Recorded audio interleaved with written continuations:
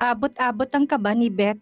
Hila-hila ni Argus ang palapulsuhan niya, pero pareho sila natigilan nung pigilan din ni Malcolm ang palapulsuhan niya. Nag-uusap pa kami. Anitong halos magtagis ang bagang. Mapaklang natawa si Argus.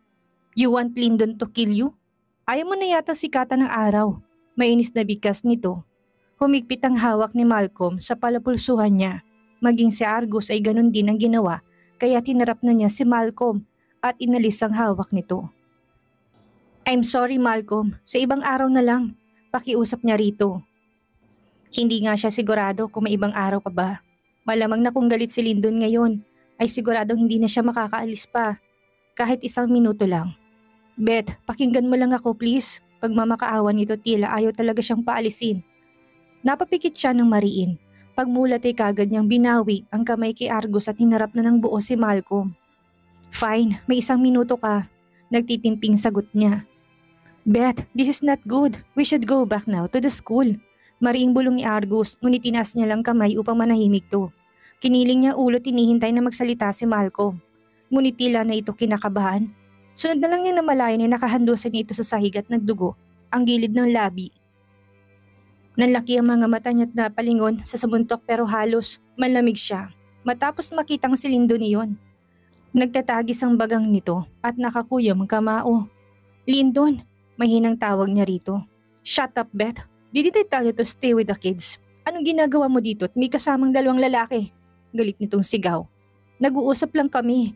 Nanghihingi lang ako ng closure na pinagkait mo dahil basta mo lang akong pinapirma ng annulment papers. Asik ni Malcolm kay Lyndon. Asshole, walang karapatan sa closure ang mga nangabit. Mahina, ngunit gigil na bigkas ni Lyndon. Napaawang ang mga labi niya, ngunit mabilis din niya itong nahila sa suot nitong coat nung muli siya nitong susugurin si Malcolm. Stop it Lyndon, nag-uusap lang kami. Tanungin mo pa si Argus. Nilingon niya likod para sana tawagin si Argus. Ngunit papasakay na ito sa sasakyan nito. I'll be going. Magawi lang kayo dyan. Ngumisi pa ito bago sinarang pinto. Another asshole. Bulong ni Lyndon bago siya hinila at iniwan nila si Malcolm doon na hindi na siya tinawag. Mukhang ayaw na nitong masuntok muli. And you are another asshole Lyndon. Bulong niya rito nung makasakay na sila sa sasakyan nito. Asshole that you love. Nangangalit na bigkas nito dahilan upang mainis lang siya imbis na kiligin. Napairap siya pero sumandal sa upuan nung dumukwang ito at ayusin ang seatbelt niya. Bumalik na lang tayo sa school, baka mag-uwian ng kambal. Malamig niyang bigkas, hindi to umimik pero pinaganang sasakyan at binalik nga sa eskwela. Yun nga lang sa malayo pa lang ay nangunot ng noon niya matapos makita nag-uuwian ng mga bata kahit hindi pa naman oras ng uwian. Hindi ba dapat ay mamayang lunch pa silang lalabas? Wala sa loob na tanong niya kay Lyndon na kunot na rin ng noong nakatitig sa harapan nila. Agad silang bumaba, nakisingit sa mga papalabas na bata at magulang. Siguradong naghahanap ng kambal sa kanila. Nakita pa niya si Argus na kausap ang guard at ilang guro. I can't fucking find my son and you want me to calm down? Dinig niyang sigaw nito. Where is the twin? Tanong ni Lyndon bigla kaya't naituro niyang classroom na mga to pero mukhang wala ng laman yun. Sandali siyang natigilan at luminga sa paligid. Hinahanap ang kambal pero wala siyang mahagip kahit na anino ng mga to. I have a bad feelings for this. Really? Nainis na namang bulong ni Lyndon. Binitawan siya nito at nagmamadaling nagpunta sa classroom habang may tinitipa sa cellphone nito. Don't give me that shit answer. Check the CCTV and find my son. Napabaling siya muli kay Argus matapos marinig ang sigaw nito. Namumulang mukha nito sa galit at halos masuntok ng gwardya doon na namumutla. Sir, tumawag na po kami ng pulis para hanapin ang mga bata. Ani ng guro na kinakabahan. Hindi niya alam pero binubukso siya ng kaba. Ibig sabihin nawawala si Noel? Pero nasa ng mga anak niya? Napabilis siya ng lakad papalapit sa mga to. What happened? Bakit nagsisiuwian na sila? Singit na tanong niya. Pinatunog nila ang fire alarm, nagkagulo tayo nagsipag-uwian. And now, my son is missing all of a sudden. Galit na paliwanag ni Argus habang masamang nakatitig sa guro. Ha? Nawawala? Hindi ba baka nagtago lang kasama ang mga anak ko? Litong tanong niya, doon napalingon sa kanya si Argus. Ibig mo sabihin, wala rin ang kambal? Tinitingnan pa lang ni Lyndon sa classroom. Wala nang estudyante sa classroom nila. Beth, can't you see? Nakauwi na halos lahat. May inis na sabat ni Argus pero binalingan naman ng gwardya na tila doon ito nagagalit. Natulos siya doon. Nagsimulang kumabog ang puso niya matapos matantong halos nakauwi ng lahat na estudyante. Ayaw niya mag-isip ng masama pero hindi niya mapigilan, lalo pat may lumapit ng isang guro. Basag lahat ng CCTV camera, walang record na nahagip sa mga bata. Tarantang paliwanag nito na lalong kinagalit ni Argus. "Find my son!" Galit na sigaw nito. Bumigat ng paghinga niya at pinigilan ng pag-alis ng gurong dumating. Sinong mga batang nawawala? Nangihinat mabigat niyang tanong. Pati kamay niya halos manginig na.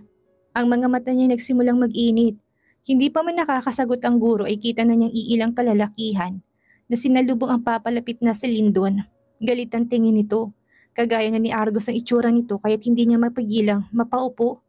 Oh God, mahina niyang usal kahit wala pa man siyang naririnig sa mga labi nito patungkol sa mga anak nila. "Sir, there is no trace of them. Hinalughog na po namin ang paligid kanina pa. We can't do anything but wait for the call of the kidnapper." Balita ng tingin niya bodyguard nila. Napatayo sila bigla, pati sa Argus ay nakaharap na sa mga tauhan ni Lyndon. "Kidnapper? Are you saying na kidnap ang anak ko?" Galit niyang sigaw habang nalalabog mga mata niya dahil sa luha. "Did you mean even my son was kidnapped?" Si Argus na nagtatagis ng bagang.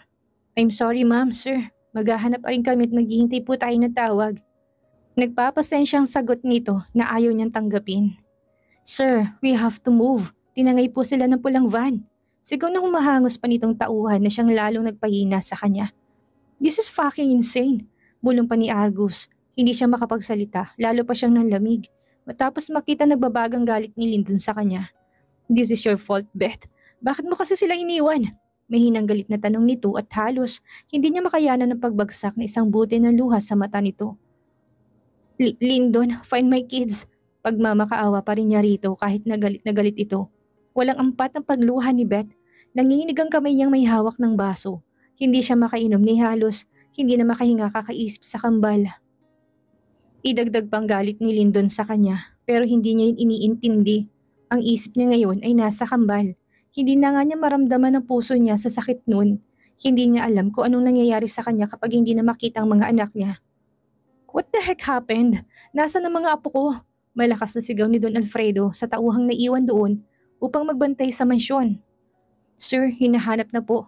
"At nasaan si Lyndon?" Putol nito sa sinasabi ng tauhan. "Sir, naghahanap po sila." "Hanggang ngayon, naghahanap pa rin sila? Madilim na sa labas." Galit na sigaw nito. Sobrang dilim na sa labas pero hindi pa rin bumabalik sila Lyndon. Siya lang pinahatid nito sa mansyon matapos niyang mag-breakdown at walang tigil sa umiyak sa eskwela. Ayaw niya ngang umalis doon kanina. Ayaw niya sanang umuwi na hindi kasamang mga anak pero basta na lang siyang pinahatid ni Lyndon sa mansyon. "Sino pa bang tinangay bukod sa kambal?" Seryosong tanong ng matanda. "Si Noel Montalde po, kaibigan nila." Magalang na sagot ng tauhan. "And why the heck that happened? Ano silbi ng mga bodyguards? Sandamakmak kayo't wala man lang nakapansin." Natahimik ang tauhan at hindi nakasagot. Sa narinig pa lang na yun ni Beth ay sisinsisi na siyang umalis pa siya ng eskwela at sumama kay Malcolm. Kung hindi siya sana umalis ay hindi na walang kambal. Pati tuloy si Noel ay nadamay. Kung alam lang niya ay sana nakinig na lang siya kay Lyndon na wag nang pumasok sa eskwelang mga bata. E di sana safe sila sa penthouse. Hindi yung ganito. Wala silang idea kung nasa na mga to. Kung natangibaw naligaw lang. Pero nahalagwag na kaninang buong lugar at niwalang bakas ng 3 bata. "And you are her crying?" Maanghang na tanong ng matanda sa kanya nung mapansin siya nito. Napayuko siya lalo't nalasahan ng alat ng mga luha niya. Sana nga siya na lang nawala't hindi ang mga anak niya. Daig pa niyang tinusok ng punyal sa sakit. Sa tuwing naalala niyang ngiti ng kambal ay lalong naninikip ang dibdib niya. "Walang magagawang pag-iyak mo." May hinang asik na matanda sa kanya. Muling bumalong ang mga luha niya.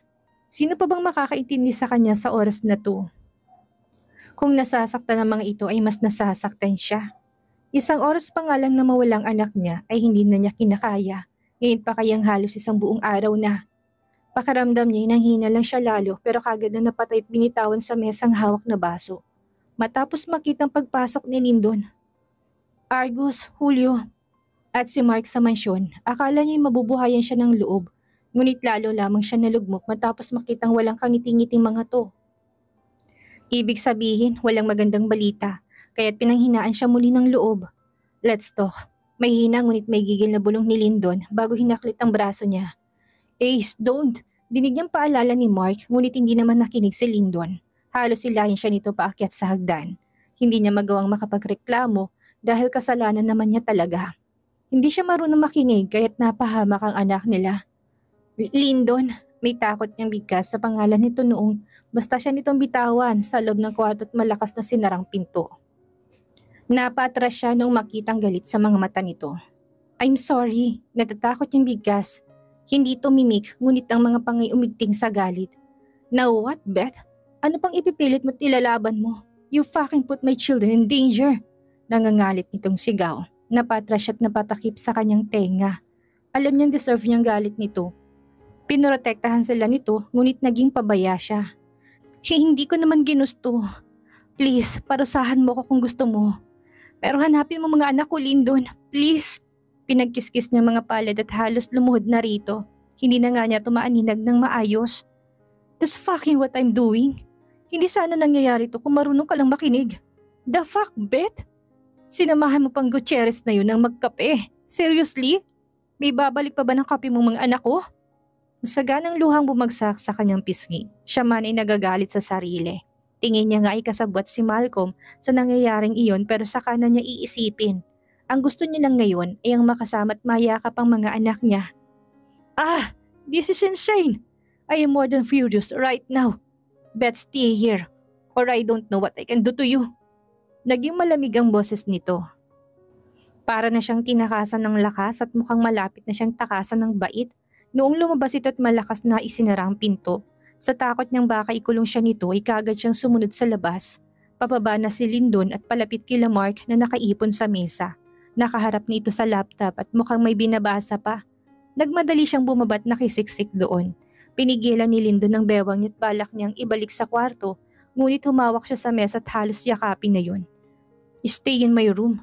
May otoridad na utos ni Lyndon sa kanya. No. Ikamamatay ko kung mananatili ako doon. Gusto ko na makita ang mga anak ko. Napahikbi na siya at hindi na nahiya kahit pa mga kalalakihan ang kasama nila doon. She deserved to know what is happening. Malamig na tura ni Argus. Biglang nahiya si Lyndon. Hindi niya sigurado kung galit ito o ano. Oo nga pala't kasalanan niya rin kung bakit nadamay si Noel. Kung hindi niya iminungkahing palipatin si Noel ay hindi ito mawawala. I'm sorry, Argus. Hindi niya mapigilang usal. Don't talk to him. Mainis na bulong ni Lyndon sa tenga niya. Shut up everyone. I receive a new message. Singit ni Mark dahilan upang matahimik silang lahat. Tinutok niya tingin sa screen ng laptop nito. Inaabangan ang pagbukas nito ng mensahe. Ngunit sabay-sabay silang napasinghap at malakas na narinig ang pagsuntok ni Lyndon at Argus sa mesa. Nawasak yun. Mabuti na lang at naitaas ni Mark ang laptop nito. That is fake. Galit na sigaw ni Argus matapos bumulaga sa kanila ang litrato ng mga uniforme ng mga bata. Maduming mga yun. Gustot at may putik pa na tila hinilang mga to. Ang masaklap ay mga uniforme lang ang mga yun. Walang mga bata. Who the hell is behind this? I'm gonna kill them. Nagpupuyo sa galit na sigaw ni Lyndon. What does that mean, Mark? Baka naman mga peking uniform lang yan at hindi sa mga bata, ni Julio. Napatitig siya sa mga larawan at talagang bumusan tahimik niyang mga luha. Matitigan pa lang ang mga yun ay kilala na niya. Paano hindi kung siya pang ayos sa mga yun? Alam niyang gamit ng mga anak niya pero kahit na ganoon, mas gusto niyang maniwala kay Julio. Iisipin na lang niyang hindi yan sa mga anak niya. Mabigat na huminga si Mark. This only means two things. This uniform could be just props or fake. Panimula nito. And what does the other thing means? Naiinip na tanong ni Lyndon. Sa tansya niya halos hindi na rin makahinga si Mark kagaya nila. Umigting ang panga nito bago nagsalita. The worst thing is that they might be dead already. Masakit na bulong nito na pumunit yata sa puso niya. You're joking? Walang tuwang tanong ni Lyndon kay Mark. Ayaw niyang sinabi ng kaibigan. Hindi niya iisipin na wala ng mga anak niya. I don't want also to think that way but... Shut up, Mark! Malakas ng sigaw at hindi mapigilan kung hindi higitin ng kwelyo nito. Calm down, Ace! Asik na ni Julio. Pilit nitong inaalis ang kamay niya sa kwelyo ni Mark, ngunit lalo lamang siyang nanggagalaiti. Gusto niya akong kumalma sa ganitong pagkakataon? No, but shit. Paano ka matutulungan ni Mark kung aawayin mo siya ng ganyan? Galit na rin tugon sa kanya ni Julio. Natigilan siya at lumipad ang tingin kay Mark. Blanco lamang to nakatingin sa kanya at mukhang wala namang balak na labanan siya. I understand you. Go beat me. Utos pa nito sa kanya, ngunit inis niya lang itong binitawan. Doon ito nakahinga ng maluwag at binalik ang atensyon sa laptop nitong nilagay niya lang sa kandungan nito. Beth, wake up! Napabalik siya kay Argos at halos mangalit ang damdamin niya. Matapos makitang salo-salo nitong ulo ni Beth, pero nawalang inis niya at napalitan ng pag-aalala matapos makitang walang malay si Beth. Shit! Malakas niyang mura at halos hawiin paalis doon si Argos para lang makuha si Beth. Bakit nga ba nakalimutan niya ang ina ng anak niya? Napapikit siya ng mariin matapos makitang basang-basang pisngi nito. Marahil sa pag-iyak, napailing siya kahit galit siya dito ay mas matinding pag-aalala niya.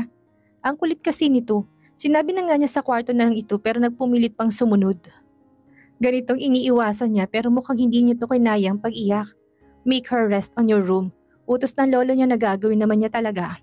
Oh well, kailangan siguro nating mabawi mga bata bago pa man magising si Beth, ani Julio. Ngunit hindi siya sumagot doon. Binuhat niya si Beth at dinala sa kwarto. Pinunasan niya mga luha nito bago kinumutan. Mahina pa itong humikbi kahit nakapikit kaya't kumuyo ang mga kamay niya. Sisiguraduhin niyang mananagot ang may gawa ng lahat ng ito. Mark received another message. Bungad ni Julio sa pinto ng kwarto niya. Mabilis pa sa 4:00 silang bumaba muli at tumutok sa screen ng laptop ni Mark. Halos sabay-sabay silang napamura matapos makita mga bata sa video. Wala namang busalo kay umiiyak, naglalaro pang mga to ng board game kaya't medyo nakahinga sila ng maluwag. Pero ibang damit ng mga suot nila. I'm still kind, isn't I? Ang mabining boses na umalingaw-ngaw. Who the heck are you? Galit niyang sigaw ngunit alam niyang walang sasagot dahil recorded video lang yon. Oh, ang cute ng mga babies ko. Natatawang komento pa nito. Kumuyo ang mga kamao ni Lyndon. Gustong gusto na niyang hatakin ng babaeng nagsasalita ngunit hindi niya magawa. She's Isa. Kaya siguro napasama si Noel ay dahil kilala niya si Isa. 1 linggo rin itong inaalaga na anak ko. Konklusyon ni Argos. So, all along, she has been playing this game? Kuryosong tanong ni Julio. For what? Money? Dagdag pa na tanong nito. Money? That is underestimated. I still wonder who she is. She has no record of her birth. Seryosong bigkas ni Mark, hindi pa natin siya matitrace para mahanap ng mga bata. Nangunot noong tanong niya sa kaibigan. Swear, he can go to heaven and hell tonight just for these kids. Kahit pa walang galos sa mga anak niya, hindi siya kampating walang mga to sa kanila.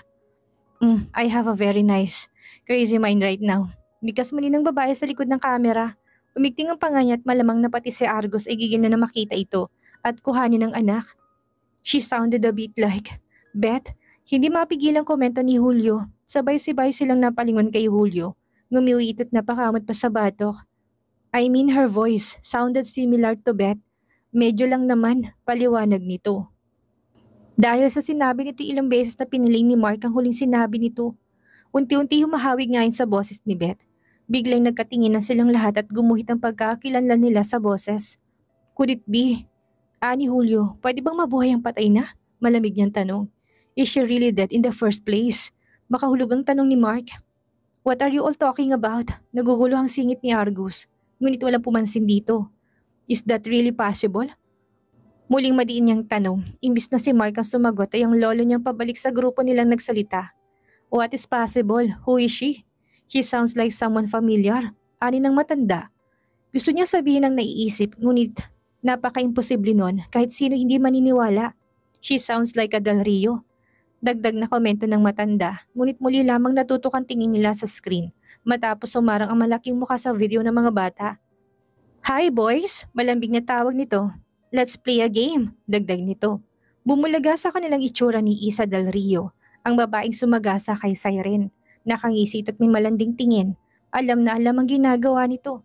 Walang takot kahit pa nung magkasabigla ng baril. Malutong siyang napamura nung matulalang mga bata matapos marinig ang pagkasa nito ng baril. Kahit na gusto niya itong pagalitan o pagsabihan na hindi naman siya nito maririnig. Ang bored ng buhay ko. Kailangan ko ng lover boy. Mahina pa itong humagikik na akala may kinikilig sa naiisip. Ang dami niyang dada. She's getting into my nerve. Mahina, ngunit gigil na bigkas ni Argus. Let's meet, and if you don't come on time, I will shoot one of them for every wasted second. 3 segundo lang na mahuli kayo, mawawalan sila ng hininga. I don't care if they are my nephew and niece. I want them dead. just as I want their mother dead. Malamig at mapanganib nitong bigkas na nagpatindig sa kanilang balayibo. Buhay talaga siya. Si Cassandra Del Rio ay buhay at planong patayin ng mga anak ng kanya sariling kapatid. Crazy witch, I'm going to strangle her neck. Malakas-lakas niyang sigaw na umalingaw-ngaw sa kabuong bahay.